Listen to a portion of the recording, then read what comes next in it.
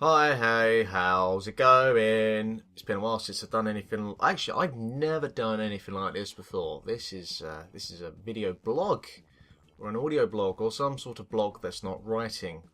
I haven't really done one of these before because I noticed a lot of people tend to do ones where you're looking at the face and my face. You don't want to be looking at my face for 15 minutes. So no, what we're going to do is we're going to play some Super Crate Box. For those that don't know what Super Crate Box was created. Say that 5 times fast. Super Crate Box created. No. This was created by Vlambeer, who made Ridiculous Fishing, which was released earlier this year, and you should go and play, as it was part of my 5... Hello, that's my phone. Anyway, yeah, that game, Ridiculous Fishing, was part of my 5 iOS games that you should play this year. And because my opinion is obviously that important, it means you should go and play it right now. No, watch this first, then go and play it. Anyway, yeah, this is Super Crate Box. I played this first on the iOS device called the iPhone. Probably the iPhone 3 at the time, I can't remember. And it's really cool. And we're going to play that while I talk about things. So, let's play. I guess I should explain what this game actually is. Essentially, you collect the crates, and then you shoot everything. More crates you collect, higher your score is. Easy as that. All you do. And you know what? It's great fun. Until you get really addicted, and then you get a score of like 300, and then all you want to do is get to that score of 300 again, and it damn near kills you. So, yeah, what have I been up to? Well, I went to Edinburgh, in Scotland, that place up north from England, and had a really nice time. I went for about 4 days, and it was lovely. And anyone who hasn't been there before, I would recommend going. Wouldn't recommend driving again, like I did, because, funnily enough, Edinburgh from London is about 8 hours, if you can already figure that out. And that's quite long in a car. It's fun when you actually get into Scotland, because Scotland is a beautiful place to drive around, especially on the way home where we went along the east coast. And yeah, just wow, just amazing stuff. And I've died. Yeah, I got a flamethrower. Obviously, the more crates you get to a certain point, you start to collect, wow, more weapons. Let's try and not die as much. So, yeah, Edinburgh is a beautiful place. Has a castle essentially on top of a mountain, which is ridiculous. Or on top of a volcano, actually, which has been extinct for about 325 million years, so we ain't got anything to worry about.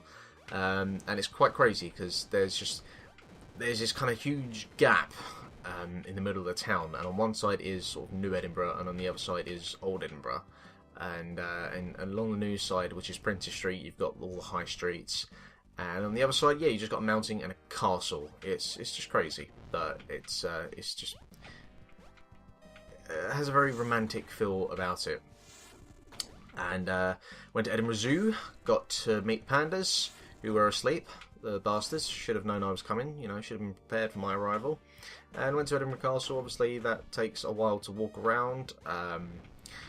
We only had, I say we, yeah, there was me and my partner, and we only went really for 2 days of travelling.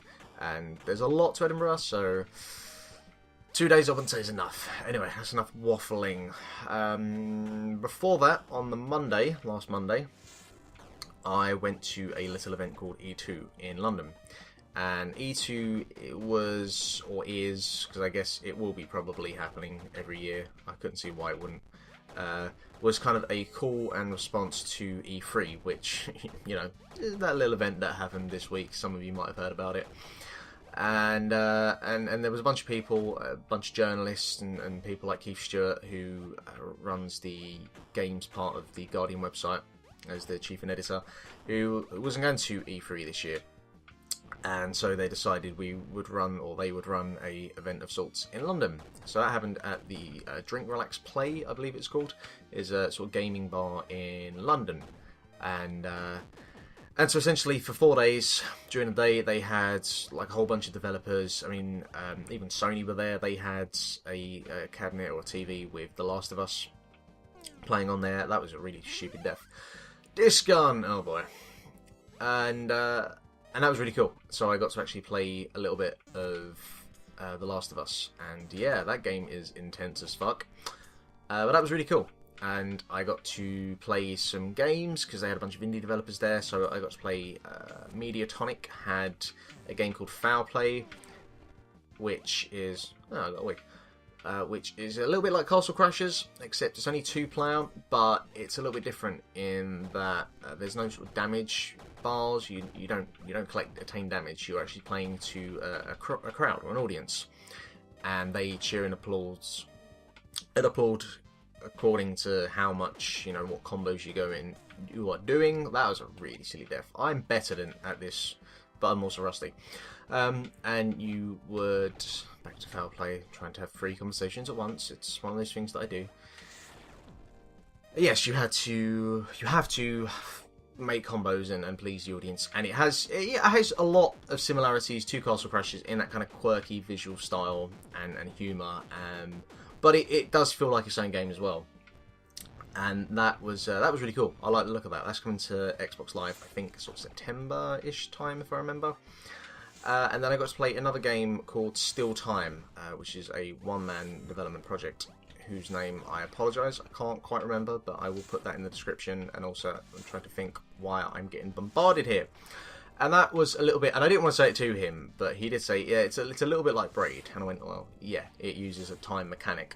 But it's actually quite different as well, because here it's that kind of puzzle game like Braid, but instead of just reversing time, a la, sort of Prince of Persia: Sands of Time, you go back in time and you kind of create a copy of yourself, and you can use that copy of yourself to open switches and doors. So the sort of thing you might have seen with a game like The Swapper recently, but it's still very much its own thing. And it's been done, a lot, and he said himself, a lot in the same vein of how a game like Thomas Was Alone was made, just kind of over weekends and evenings while kind of holding down a full-time job. And that's a true labour of love for wanting to make games, and it was really cool. I liked what I saw, especially for what is a one-man project, and I'll put a link out for that as well. And what else? Oh, and there was a thing called the Game Stick. So for anyone who's seen stuff like NVIDIA's Shield and the Ouya, it's along those sort of lines. So it's looking more at indie developers having a platform that they can put their games out on, which primarily have been more mobile focused or handheld focused. But a lot of people want to play games on an actual controller, like for example Super Great Box, which, to be fair, the iPhone version plays perfectly fine. I have no issues with that version, but it's just as fun actually being able to use a controller and playing this. And so this, along those same lines, but it's just I saw the controller. I don't know if there's anything else to it, and how I didn't die there.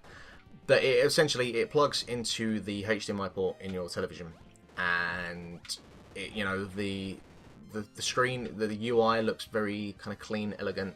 A little bit of the sort of most recent Xbox UI setup, and there's a lot of kind of custom filters for if you want something just for your kids to play. You can set it so only stuff that's age restricted, 3 and under or whatever, or family, that kind of stuff. It'll only show both games you can buy and games that you own. It'll only show stuff that is for whatever age restriction you put in, and there's a lot of stuff that they've clearly been going around talking to different developers, and it's compatible with a lot of formats and stuff, like obviously Unity, which is kind of the big thing for indie developers, and it looks like a really exciting platform. We'll see kind of how much momentum it gets. It was successful on Kickstarter, which is always a good sign, and I hope it does really well. The guys that I spoke to about it, really cool, really informative, and it looks like a really exciting platform. What else? I guess after this, the other big thing to talk about is that little event called E3, and I'll give you, I'm sure I'll be talking about this on different podcasts at some point soon. But just to give sort of a general idea of my thoughts and feelings, I didn't get to watch much other than really the Xbox conference on the Monday, because I've been away, obviously. But I've been keeping an eye on things and seeing what all the developers and publishers have got up their sleeve for the next year or so. And the general consensus, and I would have to agree, is that Sony pretty much kicked Microsoft in the bollocks and had a little whiz on them with the announcement that the PlayStation 4 would not be DRM online at all times. You'll be able to play used games. The price. I mean, I would be very interested to see how much it actually costs to create a PlayStation 4, especially compared to the Xbox One, because a lot of the technology in both of the machines is pretty similar. So I would be very interested to see just how much of a hit they're taking on every PS4 they sell, because they were taking a hit on the PS3s, and I can't exactly imagine the PS4 is any cheaper. But with that said, that's good news for buyers and consumers, because you know, it's not cheap still, but it's a much more attainable price, especially compared to Microsoft, who clearly don't quite understand that we are in an economic recession still. But whatever. Games-wise, I mean, I was actually the game that had me the most intrigued, and I guess it was because what I saw first from the Xbox conference was, I think it was Sunset Overdrive. This kind of hipster monster shooting type thing where you can shoot like vinyl discs into skulls. That was right up my street. A visual style that I'm really, you know, that's my kind of thing. Metal Gear Solid 5, whatever. I've never been a massive Metal Gear fan, so this just looked like, you know, Hideo had been playing Red Dead Revolver and went, yeah, or Red Dead Redemption, sorry. And he's like, yeah, I can have some of that. I'm sure it'll, you know, appease fans of that series. What else? Oh god, on the Microsoft end of things, there really wasn't a whole lot else there that was doing it for me. I mean, Killer Instinct, cool. Drive Club, yeah, it's a driving game, great, awesome, whatever. That kind of driving fetish kind of got hold of me in the Gran Turismo series, kind of mid 2000s.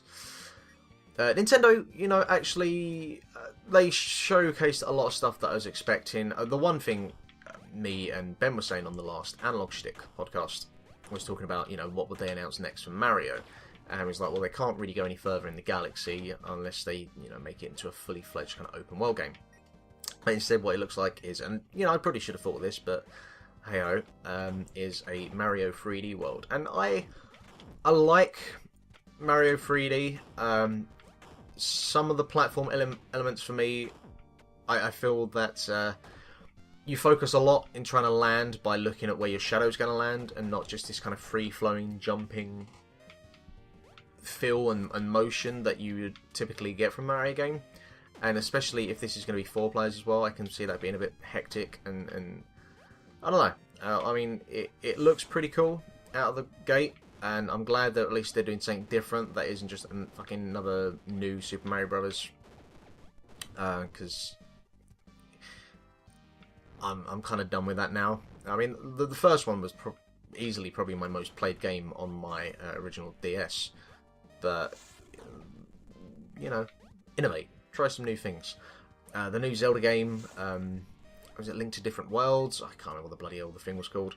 That looks really exciting, really, really cool. Obviously, Wind Waker HD as well. That'll be Wind Waker, but prettier. And it's already a pretty game, so that'll be fun. What else? Oh, Mega Man is going to be in the new Super Smash Bros. Game, which is cool, except I don't really like Super Smash Bros. But it was still really cool to see the Metal Blade being used to just fuck everything up. That's my kind of thing. And, God, I'm trying to, like, because I haven't seen I've only seen what was announced at the Sony conference and the actual price. And game-wise, I'm struggling to remember. Should have been more prepared. But, I mean, overall, my faults are I still have no desire at this current moment in time to buy one of the next-gen consoles.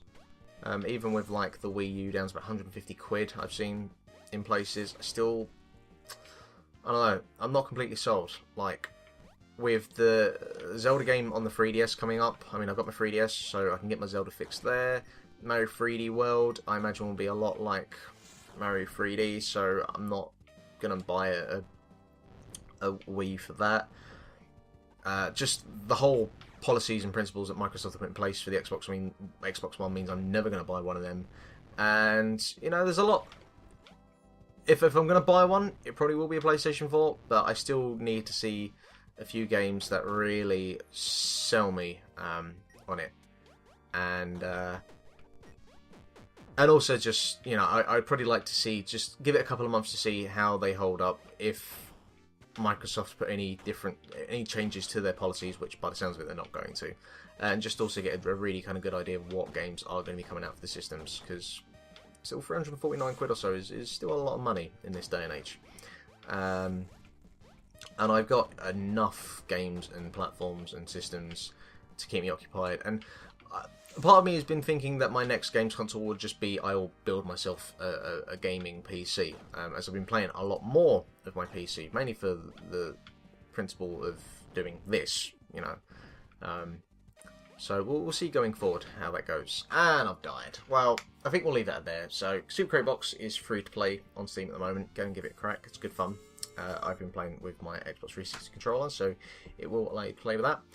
Thank you for listening, and yeah, any announcements? I've got a new Let's Play series that I'm currently through editing, and I still need to finish as well, but you'll realise as we go through that. I'm trying to knock up a few interviews here and there. We'll see how that goes. And yeah, I've been Mark, or Lithium Project, or Single Player Mode, whatever the fuck you want to call me. I don't even know what to call me. And we'll talk to you again next time.